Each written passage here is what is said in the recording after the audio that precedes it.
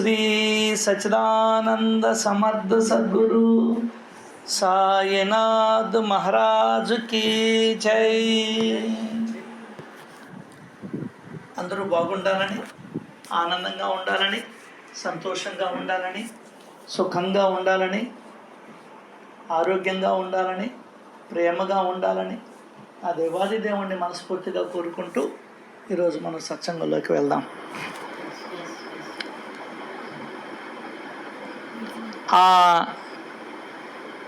ప్రతి ఒక్క చిన్న విషయం బాగా గమనించాలండి. చిన్న విషయం, చిన్న మార్పు, అతి చిన్న మార్పు ఏంది, అతి చిన్న మార్పు మనలో జరగాలన్నా కూడా, మనలో కలగాలన్నా కూడా పూర్వజన్మ సంస్కారం ముఖ్యం. ఇది గుర్తుపెట్టుకోవాలి. ఇంతమంది ఉన్నారు, ఒక్కరు కోరుకోలేదే. ఒక దీక్షిత్ కోరుకున్నాడు. ఏందే, ఒక దీక్షిత్ కోరుకున్నాడు. నెక్స్ట్ నానాసాహెబ్ చందోర్కర్ కోరుకున్నాడు. కాలి కుంటితనం ఉంటే ఉండని, నా మనసులో ఉన్నటువంటి కుంటితనం వెళ్ళాలి. ఇది కాబట్టి ఇప్పుడు మనం చేయాల్సింది కూడా అదే. సచరిత్రను చదివిన తర్వాత మనం అనుసరించాల్సిన వ్యూహం ఏంటంటే, మన లోపల ఉన్నటువంటి కుంటితనం పోవాలి. దీన్ని నువ్వు ఎన్నిసార్లు అడుగుతున్నావు బాబాని? నీ మనసులో ఉన్నటువంటి మాలిన్యాలు పోవాలని ఎన్నిసార్లు అడుగుతున్నావు? ఇది మన దగ్గర దానికనే ప్రార్థనలో అదొక భాగం కావాలి. సద్బుద్ధిని, సద్భక్తిని ప్రసాదించమని వేడుకోవాలి. అది ఏమైనా అమ్మా, అర్థమవుతుందో లేదో, నీలో, నాలో, మనందరిలో ఏ మార్పు జరగాలన్నా, చిన్నదా పెద్దదా, అది అవన్నీ కాదు. మా మీట్లో పెట్టుకో. ఏ చిన్న మార్పు జరగాలన్నా ఇప్పుడే, ఈ క్షణమే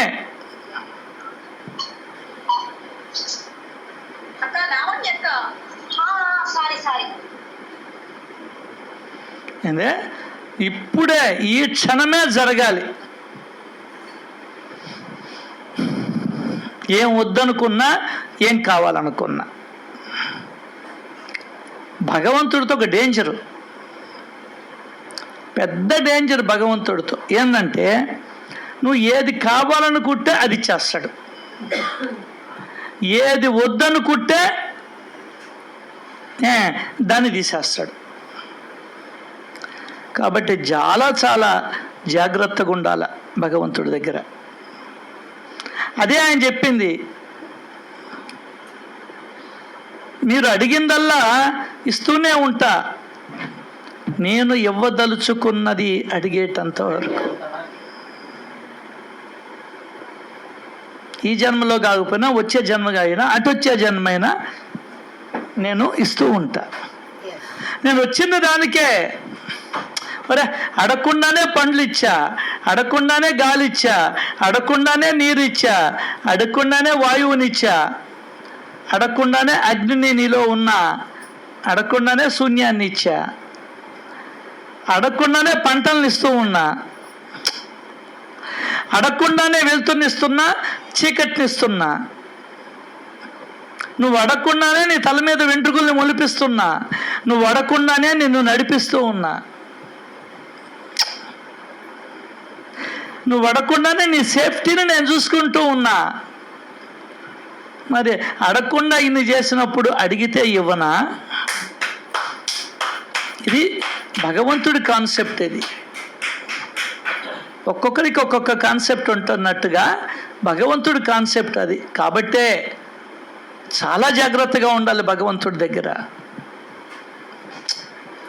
చాలా చాలా జాగ్రత్తగా ఉండాలి. దానికనే దానికన్నా ముందర నీకేం కావాలో తెలుసుకోవాలి. ఏంది? నీకేం కావాలో ముందర తెలుసుకోగలగాలి. అప్పుడే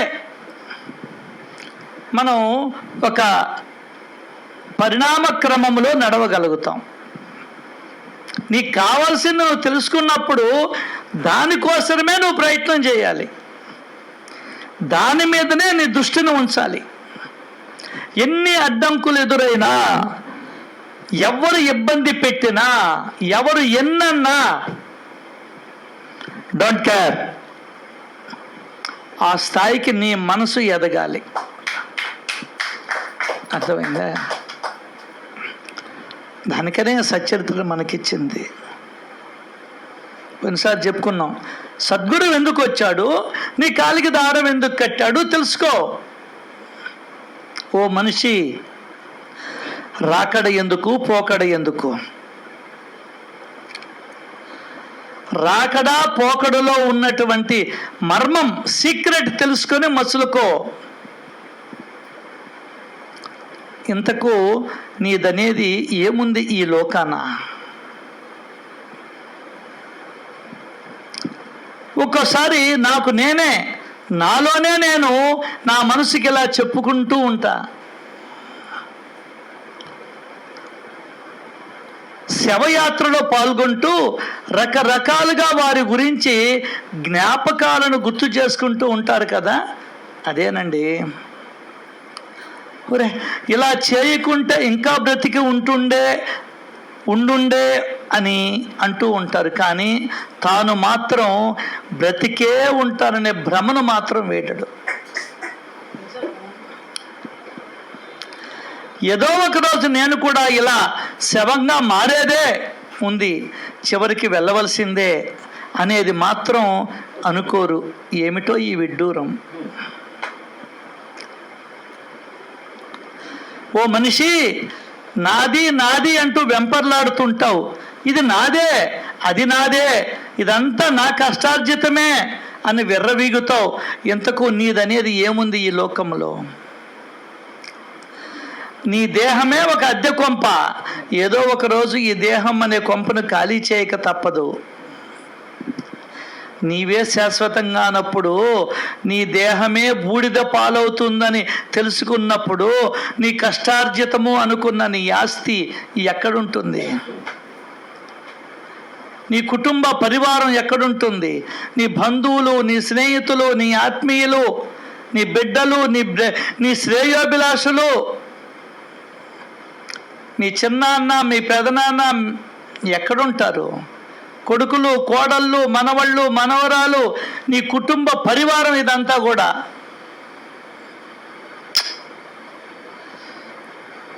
ఆత్మీయులు, శ్రేయోభిలాషులను చూచి ఇంతమంది ఉండగా నాకేమి లోటు అని సంబరపడతావు కదూ. ఇంతకు నీ పరివారం, బంధుగణం, స్నేహితులు అందరూ నీ చుట్టూరా ఉండగానే నువ్వు మాయమైపోతావు. నీవు అనుకున్న వీరందరూ నిన్ను రక్షించారా? అద్దెకు తీసుకున్న ఇల్లు యొక్క గడువు ముగిస్తే వెంటనే ఖాళీ చేయి అంటాడు ఇంటి యజమాని. అలాగే నాది నాది అన్న నీ దేహమే నీ మాట వినకుండా నిన్ను బయటకు గెంటేస్తుంది. అలాంటిది ఓ మనిషి, కాస్త ఆలోచించు. ఈ దేహంపై మమకారం ఎలా? దేహాభిమానాన్ని వదిలి మనిషిలాగా మానవత్వంతో ప్రవర్తించు. మానవత్వాన్ని నరాలలో జీర్ణించుకో. వారేంటి గ్యారెంటీ లేని ఈ దేహాన్ని చూసి గర్వపడనేలా? అందుకే నీ ముందు ఉన్న భోగాలన్నీ కేవలం నీవు ఉన్నంత వరకు అనుభవించడానికి మాత్రమే. ఈరోజు నీది అన్నది రేపు వేరొకటి సొంతం. నీ ముందర ఉన్నదంతా మాయసుమా.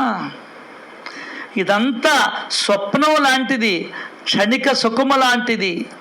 స్వప్నంలో ఎన్నో రకాల రాజభోగాలను చవి చూస్తావు, అనుభవిస్తావు. తీరా కళ్ళు తెరవగానే అన్నీ మాయమైపోతాయి కదూ.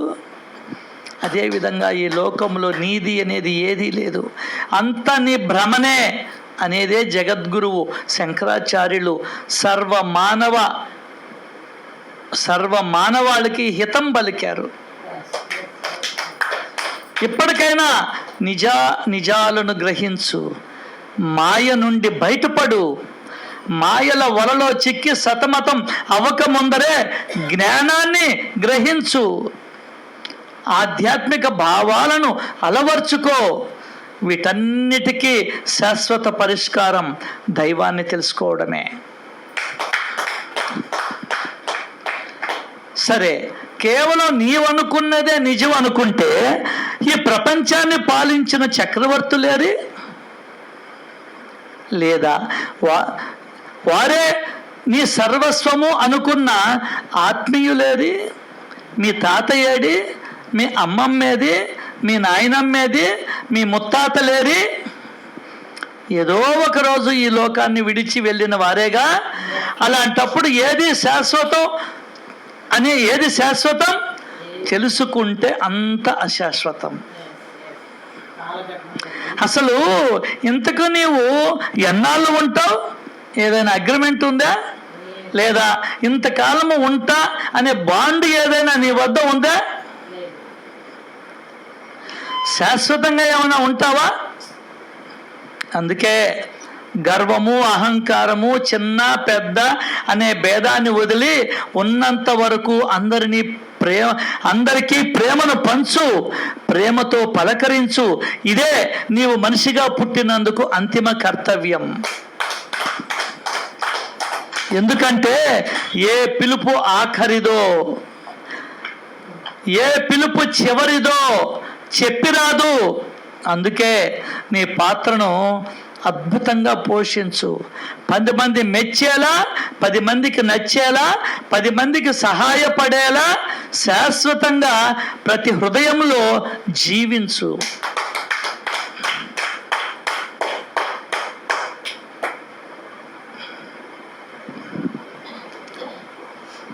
ఇదండి జీవితం అంటే. జీవితం అంటే అది.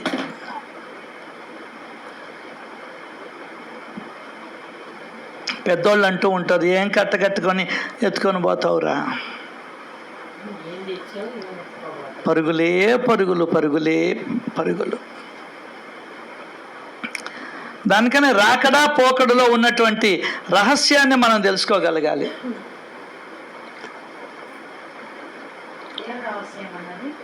ఉన్న 4 రోజులు సంతోషంగా ఉండు, ఉన్న 4 రోజులు నలుగురిని ప్రేమించు. భగవంతుడు ఎప్పుడు చెప్పాడు, బాబా నీ ఇంట్లో అన్న వస్త్రాలకి లోటు ఉండదని చెప్పాడు. చాలు, ఇంకేం కావాలి అంతకన్నా? ఆయన చెప్తున్నాను, నిన్న 22 ఏళ్ళ అబ్బాయి, కూడుంది నాకు, గుడ్డుంది, ఉండేదానికి ఆ పాత పూరి గుడుస్తుంది పల్లెటూర్లలో, ఇంకా నాకేం కావాలి? ఇంకా నాకు హాయిగా చింత చెట్టు కింద కూర్చుంటా, వేప చెట్టు కింద ధ్యానం చేసుకుంటా, ఇంకా నాకు ఎంటెక్లు, బీటెక్లు, ఎంబీబీఎస్లు ఇవన్నీ నాకెందుకు? ఆ జ్ఞానం కలగాలి నీకు. జ్ఞానం కలగడం అంత సులభం కాదు. ఏంది? జ్ఞానం కలగడం అంత సులభం కాదు. నిజం. అసలు నువ్వు దేవుడి దగ్గర తెలుసుకోవాల్సింది జ్ఞానమే. ఆ సంగతి ఎవ్వరూ పట్టించుకోవడంలే. ఏందే? ఎవడూ పట్టించుకోవడంలే. కొత్త బండి కొనుక్కున్నావు, యాక్సిడెంట్ అయింది, నుజ్జు అయిపోయింది, ఏం చెయ్యాలా? దేవుడు అంటేనే జ్ఞానం. ఎందుకల్లా వాడిని కాకాబట్టాలంటే వాడే నీకు మార్కులు వేసేది కాబట్టి. అది జ్ఞానం తప్ప ఇంకా ఎక్కడ ఎవరు ఏది చెప్పినా పులక్కి దేనికి పనికిరాదు. అది తాత్కాలిక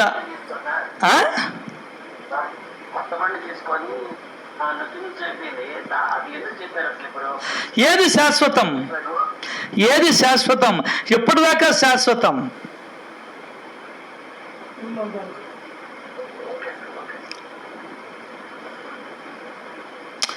మనిషి జ్ఞానాన్ని ఆర్జించాలండి. అదే జీవితాన్ని తెలుసుకోవడం అంటే, అదే భగవంతుణ్ణి తెలుసుకోవడం అంటే, అదే సద్గురువుని తెలుసుకోమంటే. మన జీవితాన్ని గురించి మనమే ఆలోచించకపోతే ఇంకా ఎవడు ఆలోచిస్తాడు?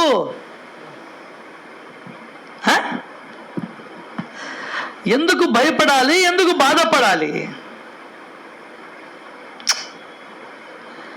ఏం తెచ్చావని,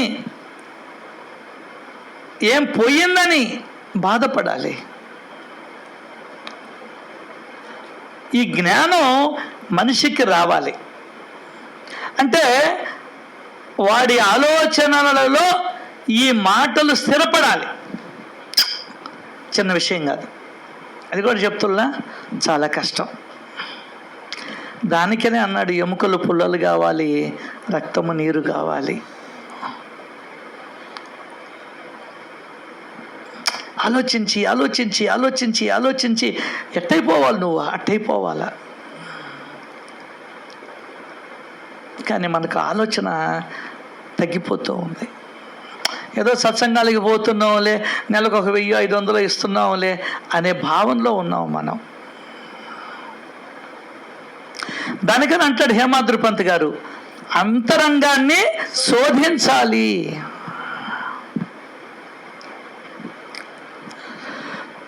ఏ రోజు తెలుసా మనం కరెక్టో?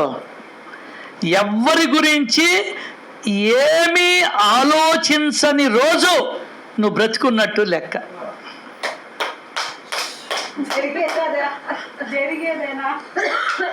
జరిగేదంటే జరగాల. 44వ అధ్యాయం చెప్పింది అదే కదా. 44వ అధ్యాయం చెప్పింది అదే కదా. నా యందు అత్యంత ప్రీతి గల వారిపై నా దృష్టి ఎల్లప్పుడూ ఉంటుంది. వారికి నేను లేని ప్రపంచం శూన్యం. వారి నోట నా మాటే ఉంటుంది. వారు నిరంతరం నా గురించే ఆలోచిస్తారు. జిహ్వతో నా నామాన్నే పలుకుతారు. వస్తున్నా పోతున్నా ఏం చేస్తున్నా నా చరిత్రనే గానం చేస్తారు. దానికనే దీక్షిత్ గారు ఏ పదం వాడేటప్పుడైనా, ఏ మాట చెప్పేటప్పుడైనా బాబా ఇది చెప్పాడు కదా అట్లా, బాబా అట్లా చెప్పాడు కదా అట్లా అని వాడేవాడు. మన పాత సామెతలు వాడుతూ ఉంటాం మనం. అట్ట కాదు, నువ్వు ఎప్పుడూ నువ్వు బాబాతో ఉండాలనుకుంటే ప్రతి ఒక్క దాంట్లోకి ఆయన లాక్కోరా, నన్ను లాగబాక. అర్థం కాల? రమేష్ వదలమన్నాడు అని చెప్పాక బాబా వదలమన్నాడు 16వ అధ్యాయంలో అని చెప్పు. అర్థం కాల? అర్థమైందా? అది బాబాని లాగామనుకో అప్పుడు నువ్వు బాబాతో ఉన్నట్టు లెక్క. ఒరే వాళ్ళ గురించి మనం మాట్లాడొద్దన్నాడు రా బాబా, తీసుకొని రా బాబాని తీసుకొని రా. ప్రతి ఒక్క దాంట్లో మనం ప్రతి ఒక్క కూరలో ఉప్పును కలుపుతాం, కారం కలపం కానీ ఉప్పును మాత్రం కలుపుతాం. అక్కడ మజ్జిగలో కూడా ఉప్పును కలుపుతాం, కారం కలపం. ఆ విధంగా నువ్వు మాట్లాడే మాటలో బాబాని కలిపే ప్రయత్నం చెయ్యి. ఒక ఆయన చెప్పాడు నాకు ఇట్లా, దీక్షిత్ గారు కూడా బాబాని కలపందే మాట్లాడేవాడు కాదట. నువ్వు ఊళ్ళో వాళ్ళని కలపందే మనం మాట్లాడం. అది తేడా. ఎవరమైతే ఈ రోజంతా రామనామ స్మరణ చేయాలనుకునే ఆయన ఈ రోజంతా నాకు నేనే నా జన్మల గురించి, నా బ్రతుకు గురించి, నా జీవితం గురించి, నేను పుట్టినప్పటి నుండి ఇప్పటిదాకా సాధించిన బంగారు పథకాల గురించి, పద్మశ్రీ అవార్డుల గురించి మాట్లాడుకోవాలి అని ఒక నిర్ణయం తీసుకుందాం. నీ గురించే నువ్వు మాట్లాడు. అది అసలు సిసలైన రోజు నీకు, ఆ రోజు నీకు కళ్యాణప్రదమైన రోజు. అర్థమైందా? దేవుడి కళ్యాణం చూసేదానికన్నా నీ గురించే నువ్వు ఆలోచించాల. నీ గురించే అంటే నేను ఎక్కడ పుట్టాను, ఎక్కడ పెరిగాను, ఎక్కడ ఉన్నాను, ఎక్కడ అంగడి పెట్టున్నాను అంతకు ముందర, మళ్ళీ ఎట్లా పెళ్ళయింది, మళ్ళీ ఆయన ఎట్లా ఇదైపోయినాడు, మళ్ళీ ఎక్కడ చేరాను, మళ్ళీ ఎక్కడికి చేరాను, రేపేమవద్దు, నీ గురించే. మళ్ళీ అంతకు ముందర బాబాయ్ ఏం చెప్పాడు, ఒక ఆమె గురించి కొన్ని జన్మలు చెప్పాడు, మళ్ళీ జన్మలు మారుతూ వచ్చినాయని చెప్పాడు. కుక్క నక్క ఇది మేకల గురించి చెప్పాడు. రేపు నా గురించి ఏంది, నా గురించిన సమాచారం బాబా దగ్గర ఏముంది, ఏది చేస్తే ఉత్తమ ప్రాప్తి లభిస్తుంది అన్నాడు, ఇంతకన్నా ఇంకేమీ చేయబడలేదు అన్నాడు, ఈ భవసాగరాన్ని ఎట్లా వదిలించుకోమన్నాడు, దాటొచ్చు అన్నాడు. ఇవన్నీ నీ గురించి నువ్వు ఆలోచించుకోవడమే. అదే కళ్యాణప్రదమైన రోజు. నీ కూతురు గురించి, నీ కొడుకు గురించి, నీ రక్త సంబంధికులు అంటుంటావే నువ్వు, వాళ్ళ గురించి కూడా ఆలోచించకుండా ఒక్క రోజు ఉండు చాలు. ఓన్లీ వన్ డే వద్దులే, 12 hours, 6 to 6, ఉదయం 6 నుంచి సాయంత్రం 6 దాకా నీ గురించే నువ్వు ఆలోచించుకోవాలా. ఏంది నా బ్రతుకు, ఏమైపోతాను నేను, ఎక్కడికి వెళ్ళిపోతాను రేపు, ఇప్పుడు దాకా ఏమైనా చేసుకున్నానా లేదా, అన్నీ రీకన్సిలియేషన్. వాడు పలాంది చేస్తే పలాందిగా వచ్చాడు, రేపు నేను ఏం చేస్తాను, నేను ఇప్పుడు దాకా ఎంత సంపాదించాను, ఇప్పటిదాకా నేను ఎత్తుకోబోయేది ఏది, అసలు ఎత్తుకోబోవాల్సిందేంది, ఇవన్నీ నువ్వు ఒక్కరోజు ఆలోచించు. అర్థమైందా? ఎవరూరికి ఎన్నెన్ని బాకీలు ఇస్తే ఎంతెంత ఎగ్గొట్టారు. మరి నేను ₹1 ఇవ్వలేకున్నానే, ₹10 ఇవ్వలేకపోతున్నానే, మా అమ్మోళ్ళకి ఏదన్నా ఇవ్వలేకపోతున్నానే. అర్థమైందా? ఎవరన్నా బేదోడికి ఇవ్వలేకపోతున్నానే. ఒక పెళ్లి జరుగుతుంది, ఆ పెళ్ళికి నేను చదివింపులు కూడా ఇంకా ₹11 పెట్టిస్తున్నానే. ఇవన్నీ నువ్వు ఆలోచించు. ఇవన్నీ అయిన తర్వాత నా కోసం నేనేం చేసుకోవాలా, నేను ఇక్కడి నుంచి ఎత్తుకోబోయేది ఏది, పుణ్యకర్మలు పాపకర్మలు, ఈ రెండే ఎత్తుకోబోయేది. పోనీ ఈ 64 ఏళ్ళ నుంచి పుణ్యకర్మలు ఏం చేశాను, ఒక కాగితం తీసుకో, 1 2 3 ఆగిపోద్దా, ఇంకా పెరగద్దా, 4 5 6 100 150 200 300 400 1000 దగ్గర ఆగద్దా పుణ్యకర్మలు. రైట్, నీకు ఒక ఐడియా ఉంటుంది, మొత్తం మీద నీకు ఒక ఐడియా ఉంటుంది, నువ్వు సంపాదించింది ఎంత, నువ్వు పుణ్యకర్మలకి వెచ్చించింది ఎంత. ఏందే పుణ్యకర్మలు వెచ్చించింది ఎంత. ఈ విధంగా నేనుంటే రేపు నా పరిస్థితి ఏంది, నన్ను ఎక్కడ పుట్టిస్తాడు దేవుడు రేపు, నా కళ్ళ ముందర ఇంతమంది కనిపిస్తున్నారు, భిక్షగాళ్ళు, రోడ్డు మీద పడుకొని ఉండేవాళ్ళు, ఒంటి మీద చొక్కా లేనివాళ్ళు, చిరుగులతో ఉండేవాళ్ళు, మాసిపోయిన వాళ్ళు, ఏమీ లేకుండా మట్టిలో పడుకునేవాళ్ళు, ఏంది ఇదంతా. మరి వాళ్ళు, నేను భగవంతుడికి అందరూ ఒకటే కదా, మరి వాళ్ళకేమో ప్లాట్ఫారం మీద ఒంటి మీద గుడ్డ లేకుండా పుట్టించాడు భగవంతుడు, నాకేమో హాయిగా ఇంట్లో ఫ్యాను ఏసీ, ఇగో వేసుకునే దానికి జతలు, కాళ్ళుతే దానికి పెళ్ళాము, వీళ్ళందరూ ఉన్నారు, వాళ్ళకి నాకు తేడా ఏంది. నీ గురించే నువ్వు ఆలోచించు.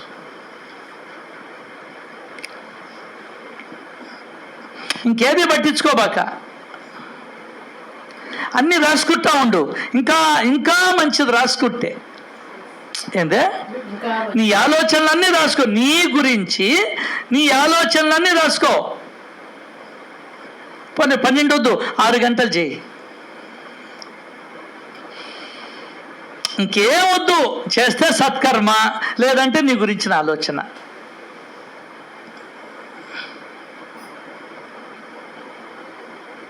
అది అసలు సిసలైన ఆధ్యాత్మికత. ఈ ప్రపంచం ఎట్టైనా పోనీ నీకు అనవసరం, ఈ ప్రపంచం ఎట్టైనా పోని, దాంట్లో నీ పాత్ర ఎంత? ఎన్ని గంటలు, ఎన్ని నిమిషాలు, ఎన్ని రోజులు, ఎన్ని సంవత్సరాలు? ఏడి గాంధీ మహాత్ముడు ఏడి, నెహ్రూ ఏడి, లాల్ బహదూర్ శాస్త్రి ఏడి, జాకీర్ హుస్సేన్ ఏడి, వివి గిరి ఏడి, అబ్దుల్ కలాం ఏడి, జగజ్జీవన్ రామ్ ఏడి, ఇందిరాగాంధీ ఏది, మీ నాయన ఏడి, మీ తాత ఏడి? ఎన్ని నువ్వు ఆలోచించాలి. దానికే నీకు నాకు బుద్ధి అనే దాన్ని ఇచ్చాడు. వాడెందుకు, వాడికి ₹1,00,000 జీతం వస్తుంది, నాకెందుకు 10,000 వస్తుంది? ఎందుకు తేడా వచ్చింది? నేనేమో ₹100 కోసం ఇబ్బంది పడుతున్నాను, వాళ్ళేమో వేలు ఖర్చు పెడుతున్నారు, కార్లలో తిరుగుతున్నారు. 4 కోట్లు, 3 కోట్లు, 8 కోట్లు కార్లు ఉన్నాయి వాళ్ళ దగ్గర. నా దగ్గర సెకండ్ హ్యాండ్ బండి కొనుక్కున్నాను. ఏంది తేడా? ఎందుకు వచ్చింది తేడా? ఏంది ఎందుకు వచ్చింది? నేనేమో బాడిగింట్లో ఉన్నాను, వాళ్ళేమో బంజారా హిల్స్లో ఉన్నారు. ఏంది తేడా? ఏంది తేడా? అంత కూడా పడలే. నా కొడుకేమో లక్షల్లో సంపాదిస్తున్నాడు, నేనేమో 10,000, 15,000లోనే ఉన్నాను. ఏంది తేడా? వాడికి నాకు కూడా ఏంది తేడా? నా కడుపున పుట్టిన బిడ్డే కదా వాడు. ఒక నెలకి 4 లక్షలు, 2 లక్షలు, 3 లక్షలు, 5 లక్షలు, 10 లక్షలు, 15 లక్షలు సంపాదించే వాళ్ళు కూడా ఉన్నారు.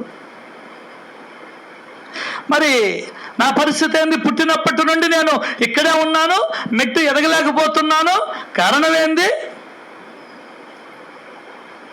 అంతే. నీ గురించే నువ్వు ఆలోచించాలి, శోధించాలి, అంతరంగాన్ని శోధించాలి. అదే సాయి సచ్చరిత్ర. ఎన్ని సత్యవాక్యాలు, ఏంది సత్యవాక్యాలు. నాకా వయసు అయిపోతుంది, శరీరమా మునుపుట్లాగా లేదు, అలసిపోతూ ఉన్నా పని చేస్తుంటే. మరి ఎన్ని ఎందుకు వస్తున్నాయి? చెప్పాడు, వార్ధక్యంలో ఇవన్నీ నిన్ను చుట్టుముడతాయి, అప్పుడు భగవన్నామని చెప్పలేమని చెప్పాడు.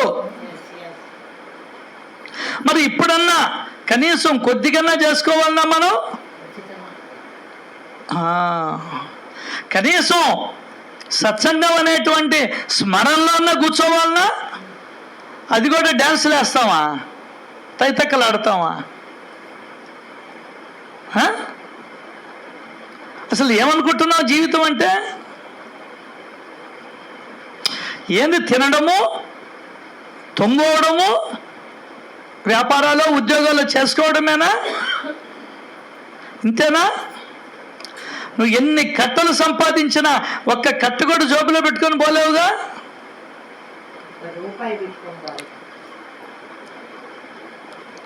మరి ఎందుకు ఈ ఆరాటం, పోరాటం? ఎవరితో? నీకు నువ్వే పోరాటం చేస్తున్నావు. ఎవ్వరు నిన్ను పోరాటం చేయమని చెప్పలా, నీకు నువ్వే పోరాటం చేస్తున్నావు. సో నీ జన్మకు నువ్వే కారకుడివి, నీ మరు జన్మకి కూడా నువ్వే కారకుడివి. జాగ్రత్త సుమా. మళ్ళీ మళ్ళీ అటు వచ్చే జన్మలకు కూడా నువ్వే కారివి. మానవుడి యొక్క జీవితం కాలం ఎంతో తెలుసా? 432,20,00,000 సంవత్సరాలు మానవుడి యొక్క గతి. ఈరోజు ఒక ఓవి చూసి అదిరిపోయా 37వ అధ్యాయంలో. నాయనా, దానికైనా చెప్తుంటారు, కొన్ని కోట్ల జన్మల తర్వాత మానవ జన్మ వస్తుంది. 37వ అధ్యాయంలో రాసున్నాడు, చూసుకోండి. కల్పం అని రాసున్నాడు. అప్పుడు ఆ ఓడింగ్ అర్థం కాల, ఈరోజు అర్థమైంది నాకు. భయపడిపోయా. అంటే 432,20,00,000 సంవత్సరాలు తిరుగుతూనే ఉంటావా? ఇలా కష్టాలు అనుభవిస్తూనే ఉంటావా? ఒక దగ్గర గుమ్మస్తాగిరి చేస్తూనే ఉంటావా? లేదు ఒకరి చేత ఒక దగ్గర బానిసగా పనిచేస్తూ ఉంటావా? ఎన్ని చేయకూడదంటే ఏంది ఉపాయం? అర్జునుడు అంతటి వాడినే నీకు పాత జన్మలు చాలా ఉన్నాయి, అవన్నీ నీకు గుర్తులేదు, నాకు గుర్తున్నాయి. 2000 సంవత్సరాల నుండి నాకు తెలుసు నువ్వు అంటే ఈ 2000 సంవత్సరాలలో జన్మలు ఎత్తుతూనే ఉన్నాడా? ఇంకా తిరిగి రాడు అని అనిపించుకోలా. 2000 సంవత్సరాలు తిరిగినా కూడా నీ కోతి చేష్టలు పోలా. ఏం సార్ అది? మానవత్వం సంతరించుకోలా, పెడబుద్ధులు పోలా. Since 2000 years మార్చుకోవా? ఆలోచన చేయవా? మనం మాలిన్యాలను తొలగించుకోవాలని లేదా? ఎట్లా ఎట్లా మనం ఉద్ధరింపబడాలి? అసలు ఉద్ధరింపబడాలని ఉందా? అసలు ఉద్ధరణ అంటే ఏందో తెలుసా?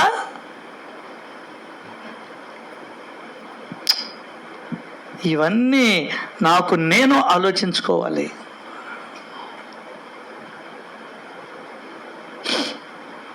అప్పుడే మన మనసు ఒక ఘాట్లో పడుతుంది.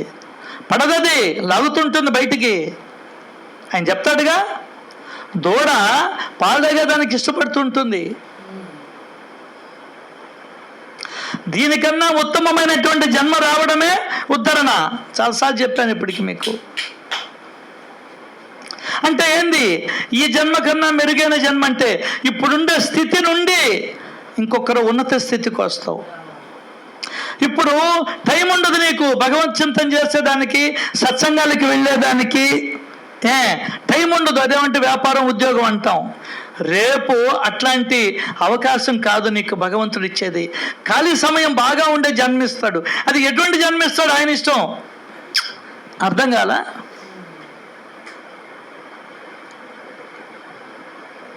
నువ్వు ఓనర్గా కుర్చీలో కూర్చొని ఉండొచ్చు, క్యాష్ కాడ గుమస్తాలు పనిచేస్తూ ఉండొచ్చు, బిల్డింగ్లో ఉండొచ్చు, నువ్వు భగవత్ స్మరణ చేస్తూ ఉండొచ్చు. తూకం వేసేటప్పుడు ఇక్కడ భగవన్నామ స్మరణ చేస్తే ఎక్కువ తక్కువ ఇవ్వాల్సి వస్తుంది. ఖాళీ చిక్కదు. ఉదయం 3 గంటలకు లేచి మార్కెట్కి పోతే రాత్రి 10:30 దాకా తిరికెక్కది. పోరాటమే సంసారం కోసం. అప్పుడు నీకు పెళ్లి లేని జన్మ ఇవ్వచ్చు, కోరికలు లేని జన్మ ఇవ్వచ్చు, ధనవంతుడి ఇంట్లో నిన్ను పుట్టించవచ్చు. నువ్వు సంపాదించకపోయినా నీ జీవితం మనగలిగేటువంటి జన్మనివ్వచ్చు నీకు భగవంతుడు, నువ్వు కోరుకొని ఉంటే. నీకు ఇవన్నీ తెలిస్తే, నువ్వు ఆలోచించి భగవంతుడిని ఏం కావాలనో ప్రార్థిస్తే సుఖంగా ఉండేదానికి మోహాలు అడ్డుపడుతున్నాయి. ఆ మోహాలను తొలగించమని ప్రార్థించవచ్చు. ఎందుకున్నాయి మోహాలు? దానికనే ఇక్కడ జ్ఞానం చెప్పకుండా చెప్పేది ఏదైనా అది హుళక్కి, దండగా.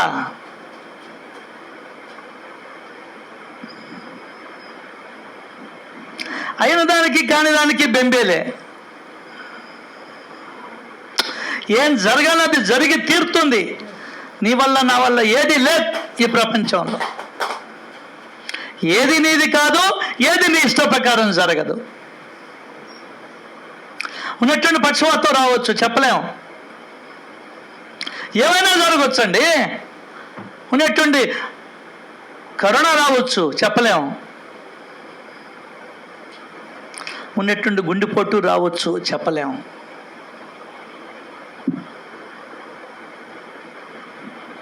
ఇవన్నీ కూడా మనం ఆలోచించాలి. ఉన్నటువంటి యాక్సిడెంట్ కావచ్చు,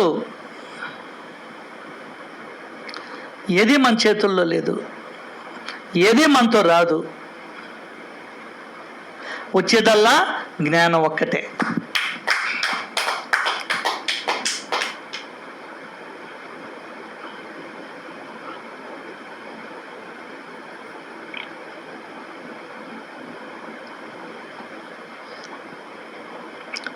ఇదొక్కటి నీ మనసులో స్థిరపడాలి. అప్పుడు జ్ఞానం కోసం పాకులాడతావు. చదువు కోసం కాదు, జ్ఞానం కోసం. అదే అన్నాడు ప్రహ్లాదుడు, చదువులలోని మర్మమునెల్లా చదివితి తండ్రి.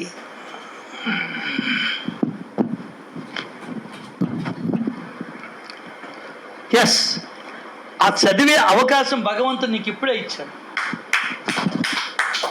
సచ్చరిత్రనిచ్చాడు,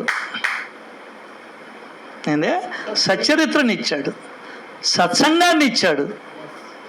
నువ్వే ఉపయోగించుకోలేకపోతున్నావు, నేనే ఉపయోగించుకోలేకపోతున్నా. ఎవరిది తప్పు? భగవంతుడిదే? భగవంతుడిదే?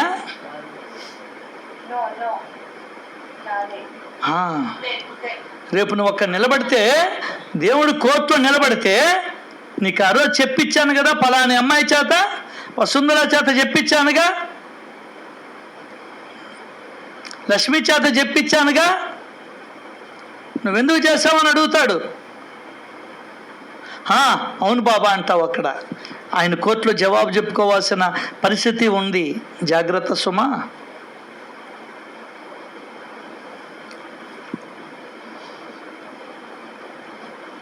దానికనే చెప్తున్నాడు ఆయన, ఈ జనన మరణ భ్రమణం తొలగిపోవాలంటే నిరతము బ్రహ్మస్వరూపంలో స్థితులై ఉన్న వారిని, సకల ప్రజల శ్రేయస్సులో నిమగ్నులైన వారిని, సకల ప్రజల శ్రేయస్సు ఆయన కోరుకునేది జంతువులు కాదు. ప్రజలంటే మనమే, మనుషులు. మనిషి ఒక్కడే భగవంతుడికి లేదా ప్రకృతికి విరుద్ధంగా ప్రవర్తిస్తున్నాడు. అనుభవమును కనిపెట్టాడు మనిషి ఒక్కడే, నాశనం చేస్తున్నాడు ప్రకృతిని. ప్లాస్టిక్ కనిపెట్టాడు, హిమాలయాన్ని నాశనం చేస్తున్నాడు. అర్థమైందా? పొగబండను కనిపెట్టాడు, చార్ధామును నాశనం చేస్తున్నాడు.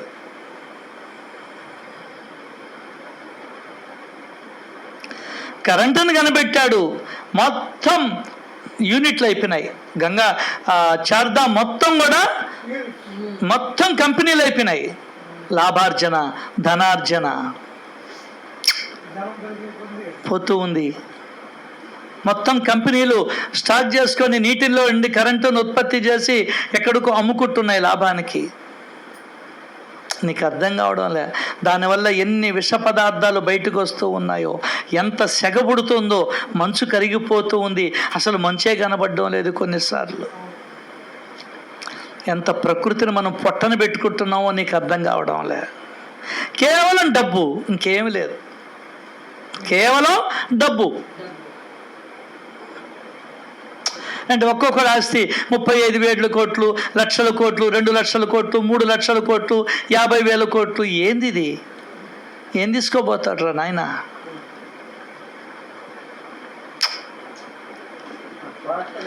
వాళ్ళకందరికి అవకాశం లేదు, భగవంతుణ్ణి స్మరించే అవకాశం లేదు నాన్న. నువ్వు 1,00,000 మందిలో 100 మందికి ఉంటుందేమో భగవంతుని స్మరించే అవకాశం. ఆఖరికి గుళ్ళో నిలబడి ఉండే వాళ్ళ దగ్గర కూడా వాళ్ళు స్మరణ చేస్తున్నారో లేదో తెలియదు. జాగ్రత్త, జాగ్రత్త, జాగ్రత్త. ఆయన పని ఏంది? సకల ప్రజల శ్రేయస్సులో ఉంటాడు ఆయన. సకల ప్రజలకి మంచి చేయడంలోనే ఉంటాడు. అది శ్రేయస్సు, మంచికి తేడా తెలుసుకోవాలి. నువ్వు అన్నం తినడం నీకు మంచిది, ఇతరులకు అన్నం పెట్టడం అది నీ శ్రేయస్సు. అర్థమైందా? అది శ్రేయస్సుకి. దాని శ్రేయస్సు ఏం చేస్తుందంటే సద్గతినిస్తుంది. శ్రేయస్సు ఏం చేస్తుందంటే ఉత్తమ గతినిస్తుంది. శ్రేయస్సు ఏం చేస్తుందంటే నిన్ను నన్ను ఉద్ధరిస్తుంది. నీకు నీ కుటుంబానికి కాకుండా ఇతరులకి ఏది చేసినా అది శ్రేయస్సే లెక్క. ఏందే? ఇతరులకి ఏ కొద్ది సహాయం చేసినా అది శ్రేయస్సు. ఆ శ్రేయస్సు ఏం చేస్తుందంటే ఉద్ధరిస్తుంది. నేను డబ్బులు ఆడిస్తాయిరా వాడిని అంటున్నా. ఉద్ధరించడం అంటే ఈ శ్రేయస్సు నిన్ను ఉద్ధరిస్తుంది. భగవంతుడు ఉద్ధరించడు, గుర్తుపెట్టుకో. నీ నువ్వు ఏదైతే చేశావో దాన్ని బట్టి ఉద్ధరణ ఉంటుంటుంది. భగవంతుడు ఈజ్ ది ఓన్లీ, అలా నిలబడి చూస్తూ ఉంటాడు అంతే. ఆయనకేం సంబంధం లే, అతను జడ్జి చేస్తాడు అంతే, జడ్జిమెంట్ ఇస్తాడు.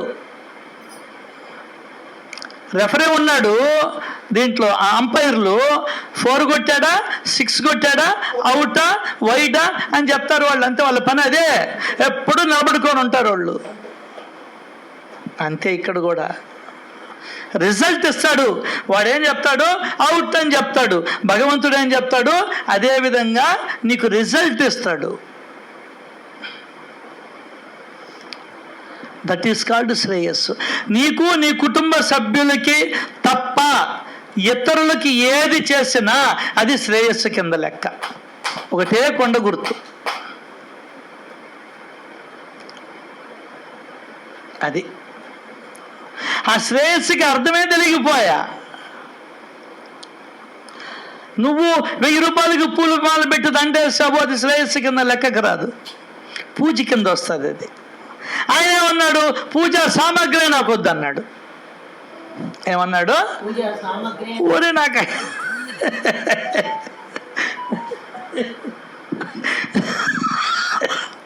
నువ్వు పంచామృతం అంటావు, పంచగజ్జాయం అంటావు, యాపిల్ పండ్లు అంటావు, దాంట్లో ఇది లేదంటావు, నీకు బాగా రుచి మరిగావు ఈ నడవా.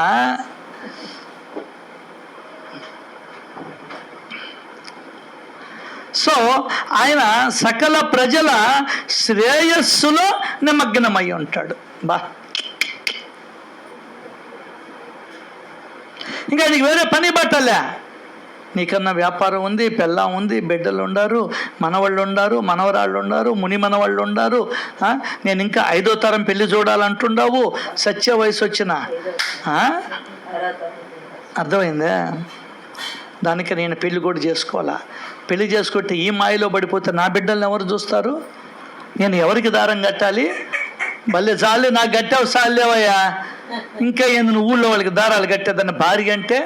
కాబట్టి ఆయన బ్రహ్మచర్యం వహించి నీకు నాకు దారం కట్టి, అర్థం కాలా, దగ్గరికి లాక్కొని మన ఉద్ధరణకి ఆయన నిరంతరము సచ్చరిత్ర ద్వారా పాటుపడుతూ ఉంటే నీకు మరీ లెక్కలేనితనం అయిపోయింది. ఆయన గురించి ఆలోచించే తీరిక కూడా లేకపోతుందే మనకు. గుర్తుకు తెచ్చుకోరంటే అన్నీ అది తప్ప, ఆ సినిమా గుర్తుకు తెచ్చుకుంటావు, ఆ హోటల్ గుర్తుకు తెచ్చుకుంటావు, ఇంకేదో గుర్తుకు తెచ్చుకుంటావు. అసలు ఏమనుకుంటున్నావు నువ్వు చెప్పు, ఏమనుకుంటున్నావు? అమెరికాలో ఉండే వాళ్ళని గుర్తుకు తెచ్చుకుంటావు, రష్యాలో ఉండే వాళ్ళని గుర్తుకు తెచ్చుకుంటావు. అదేమంటే ఐపీఎస్ చదవాలని చెప్పని, ఐఏఎస్ చదవాలని, దానికి ప్రెసిడెంట్ ఎవరు, దీనికి ప్రెసిడెంట్ ఎవరు, ఐక్యరాజ్య సమితి యునెస్కో సెక్రటరీ ఎవరు, రైట్, ఓకే. మరి నీ శ్రేయస్సు అదే చెప్తున్నాడు ఆయన. నిరతము బ్రహ్మస్వరూపంలో స్థితులై ఉన్న వారిని సకల ప్రజల శ్రేయస్సులో నిమగ్నులై, అంతే. పనిలో పడిపోయినాడు. పనిలో పడిపోతే వాడు ఇంక దేన్ని పట్టించుకోడు రా అంటున్నా మనమా. అట్లా ఎప్పుడు ఇదే పని ఆయనకి. ఎవరిని ఏం చేయాలి చూడు. రమేష్కి ఏమి ఇవ్వాలి, పద్మాకి ఏమి ఇవ్వాలి, స్వరూపంకి ఏం చెప్పాలి, ఇంకొకరికి ఏం చెప్పాలి, వీళ్ళ వయసు వీళ్ళ వయసు ఎంత ఉంది, వీళ్ళకి భగవంతుడు ఎంత రాసి పెట్టాడు, ఆ టయానికి నేను అలర్ట్గా ఉండాలి, వీళ్ళని తీసుకోపోవాలి. అప్పటికప్పుడు వీళ్ళు ఇప్పటిదాకా పుట్టినప్పటి నుండి ఇప్పటిదాకా చేసినటువంటి తప్పొప్పులన్నీ ఒక పట్టిక ఉంటుంది. దాన్ని బట్టి వీడు దేంట్లో ఈమెను కానీ వాడిని కానీ దేంట్లోకి ప్రవేశపెట్టాలి, ఎన్ని చేశాడు, ఏం కోరుకున్నాడు, వీడు చెప్పిన పనిలో చేసిన పనిలో నిజాయితీ ఉందా లేదా, వీడిని ఏ ఊర్లో పుట్టించాలి, వీడికి రుణానుబంధాలు ఏంది, ఎవరితో రుణానుబంధం ఉంది, ఎవరితో బంధనం ఉంది, ఇంకా వీళ్ళు ఇంకేమన్నా వీడిలో కోరికలు ఉన్నాయా అని నీ అంతరంగాన్ని తెరిచి చూస్తాడు వాడు. నీ పుస్తకం ఉంది వాడి దగ్గర. అదే చెప్పింది బీవీదేవితో, ఏంద్ర నాయన నీ పుస్తకంలో 18 తర్వాత 17 వస్తుంది, ఏందో లెక్క సరి చేసుకో చూడమన్నాడు. వయసు అయిపోతూ ఉంది, సమయం దగ్గరకు వస్తుంది, నువ్వేం చేయాలి, నేనేం చేయాలి, ఏమన్నా ఇంకా బాలకుమారులుమా మనము? ఒక్కొక్కరు ఒక్కొక్క రోగంతో బాధపడుతున్నాం కదా. ఎప్పుడు ఉంటామో తెలియదు, ఎప్పుడు పోతామో తెలియదు. ఎంత అప్రమత్తంగా ఉండాలి మనం, ఎంత జాగ్రత్తగా ఉండాలి. దానికనే కదా చెప్పింది ఆయన, అనవరతము సత్సంగాలలోనూ సత్కథా శ్రవణంలోనూ ఉన్నటువంటి వారు ధన్యభాగ్యులు అన్నాడు కదా. నీ పాదకముల సేవయు నీ పాదార్చకులతోటి నెయ్యము నితాంత అపార భూతదయ అన్నాడు కదా. ఆ భూతదయ చూపించేదంటే నేను ఎక్కడున్నాను, నువ్వెక్కడున్నావు, ఇవన్నీ ఎవరికి వాళ్ళని ప్రశ్నించుకోవాలి. వీళ్ళు ఎవరి ఇంట్లో పుట్టించాలి? మధ్యతరగతి ఇంట్లో వాళ్ళు పుట్టించాలనా, లేకుంటే ఏమీ చేయలేదు కాబట్టి వీడిని పూరి గుడిసెల్లో పుట్టించాలనా, లేకుంటే వీడు కోరుకున్నాడు నా దగ్గరగానే డబ్బు ఉంటే దాన ధర్మాలు చేస్తుండేవాడిని, వీటికి ఒక ఛాన్స్ ఇస్తాము అని చెప్పని నీకు పెద్దింట్లో పుట్టిస్తే అప్పుడు నీ ప్రవర్తన ఎట్లా ఉంటుంది, అప్పుడు నీ ఆలోచనలు ఎట్లా ఉంటాయి, అప్పుడు నీ దాన ధర్మాలు చేసే గుణం ఎట్లా ఉంటుంది? చేస్తాడా చేయడా? వాడు ముందర ఆలోచిస్తాడు. వాడు ముందర ఆలోచిస్తే వీడు నమ్మకం కనబడ్డంలే, ఎక్కడ కూడా అయ్యో పాపం అనలా, ఎక్కడ చేజాపినట్లే ఉరికినే అనుకుంటూ ఉన్నాడు.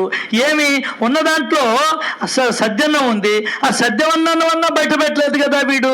కాబట్టి ఇటువంటి వాడికి ఎంత ఇచ్చినా ఎంత చేసినా వేస్ట్ అని చెప్పని మళ్ళీ నన్ను పూరి గుడిసెల్లోనే పంపించేస్తాడు.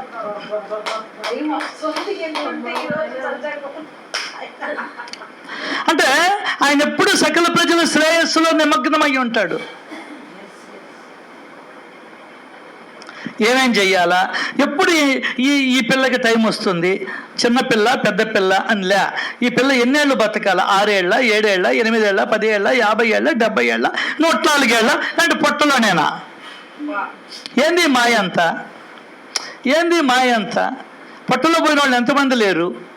చంద్రబాబు బోర్కర్ పొట్టలోనే పోయింది కదా బిడ్డకి. చంద్రబాబు బోర్కర్ చోటుబాయ్ ప్రధాన్. ఇవన్నీ ఎవరికి వాళ్ళని పరిశీలన చేసుకోవాలి. రేగాకి 1.5 సంవత్సరం కొడుకు చనిపోయాడు, 8.5 సంవత్సరం పిల్ల చనిపోయింది, 11 ఏళ్ళ నాచిన కొడుకు చనిపోయాడు. ఏంది ఇదంతా?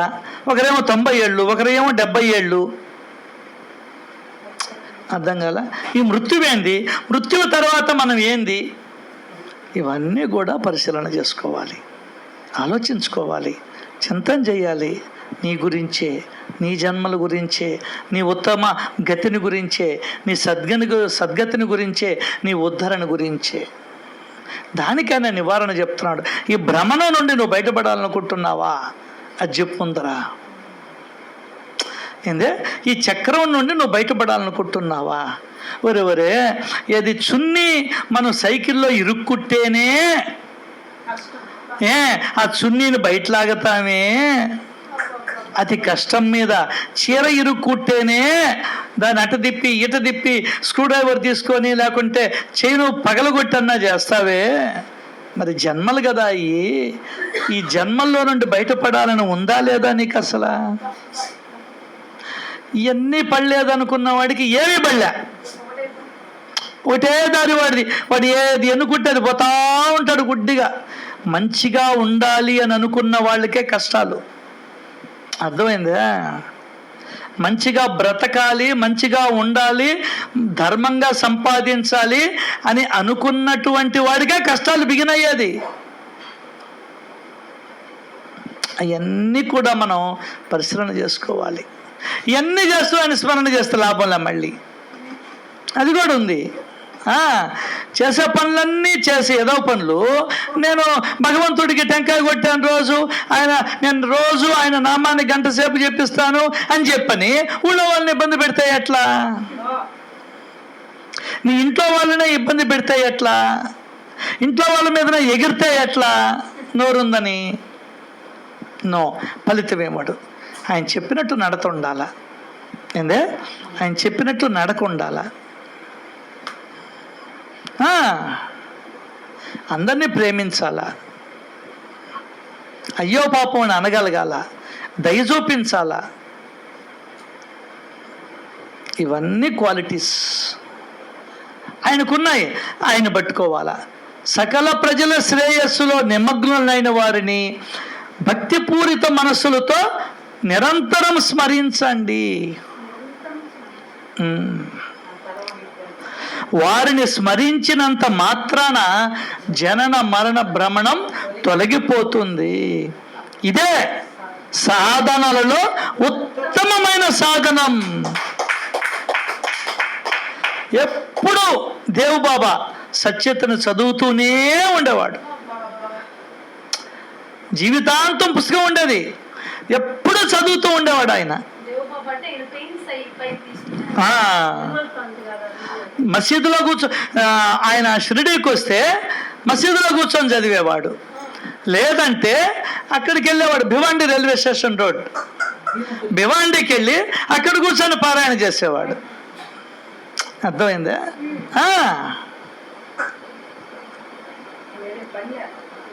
ఇంక వేరే పనే లేదు. అది స్మరణ అంటే. ఎప్పుడు ఆయన గుర్తులో ఉంటాడు, ఎప్పుడు బాబానే ఈ పుస్తకం ద్వారా గుర్తుకు తెచ్చుకుంటూ ఉంటాడు. అది మనం నేర్చుకోవాల్సింది. అట్లా నువ్వు పసిగట్టాలి నీ మనసు ఎక్కడ నిలబడుతుందో. పిల్లవాడికి ఏది ఇష్టమో అనేది కనుక్కొని చేస్తావు కదా, అట్లాగే ఇక్కడ కూడా నీ మనసు ఎక్కడ నిలబడుతుందో అక్కడ నువ్వు సాధన చెయ్యాల, అంతే, ఇంకేం లేదు. వారిని స్మరించినంత మాత్రాన జనన మరణ భ్రమణం తొలగిపోతుంది. ఇదే సాధనలలో ఉత్తమమైన సాధనం. దీనికోసం ఒక గవ్వైనా ఖర్చు కాదు. తక్కువ శ్రమతో ఎక్కువ ఫలితం సునాయాసంగా హస్తగతమవుతుంది.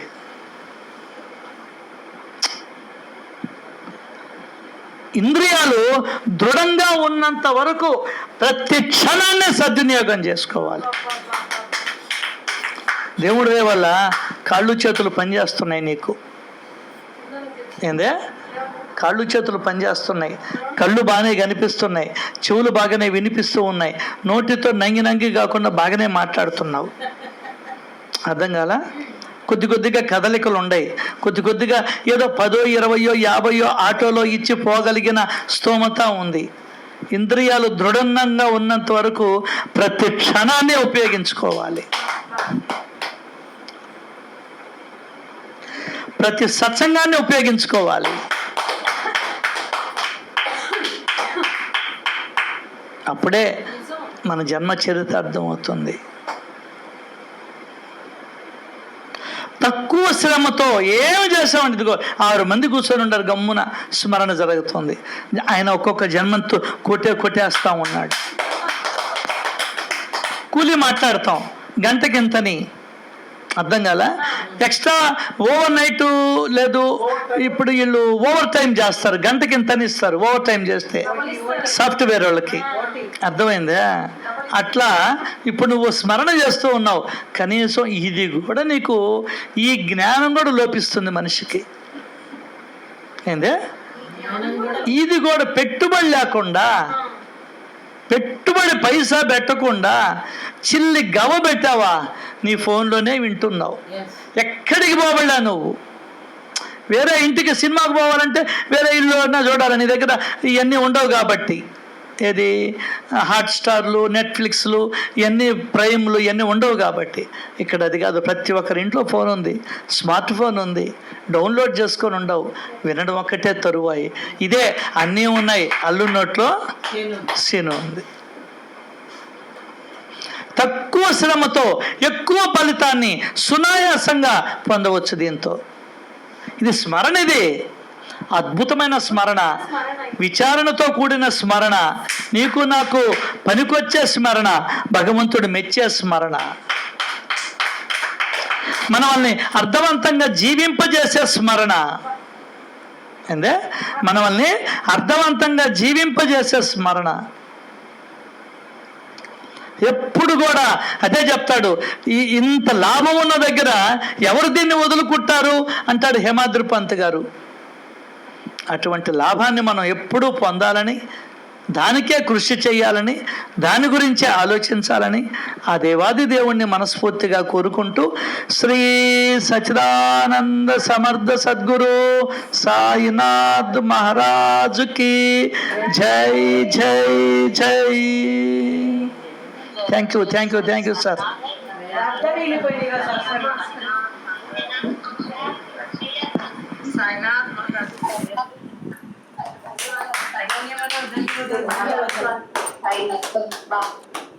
ఇంకా ఎలాగా చెప్పలేమా అని చెప్పి ఆయన